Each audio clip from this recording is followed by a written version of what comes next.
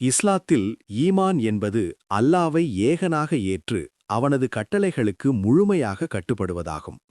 துஆ என்பது அந்த ஈமானின் வெளிப்பாடாகவும் வணக்கத்தின் மிக உயர்ந்த வடிவமாகவும் கருதப்படுகிறது. அல்லாஹ் மீது அசைக்க முடியாத நம்பிக்கை வைத்து நமது தேவைகளை அவனிடம் மட்டுமே கையேந்துவது அவனுடனான நெருக்கத்தை அதிகரித்து அமைதியை தருகிறது. ஈமான் நம்பிக்கை ஒரு நினைவூட்டல். அல்லாவின் மீதான நம்பிக்கை. வணக்கத்திற்குரியவன் அல்லாஹ் மட்டுமே என முழுமையாக நம்புதல்.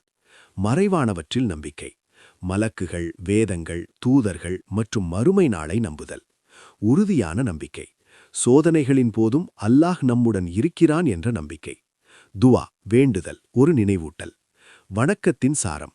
துஆ என்பது ஒரு வணக்கமாகும். நேரடி இணைப்பு. யாருடைய உதவியும் இன்றி நம்முடைய உள்ளத்து உணர்வுகளை அல்லாவிடம் நேரடியாக கொட்டுதல். நம்பிக்கை வளர்ப்பான். துஆ மூலமாக ஈமான் மற்றும் தக்வா என்ற இறையச்சம் அதிகரிக்கப்படுகிறது. பதில் கிடைக்கும் உறுதி. என்னிடம் கேளுங்கள், நான் பதில் அளிக்கிறேன். குர்ஆன் 40:60. நினைவில் கொள்க, துஆ என்பது வெறும் கேட்பது மட்டுமல்ல, அது நம் படைப்பாளனுடன் நாம் கொள்ளும் ஆழமான பந்தம். துன்பங்களிலும் கவலைகளிலும் அல்லாவிடம் கையேந்துவது ஈமானை வலுப்படுத்துகிறது.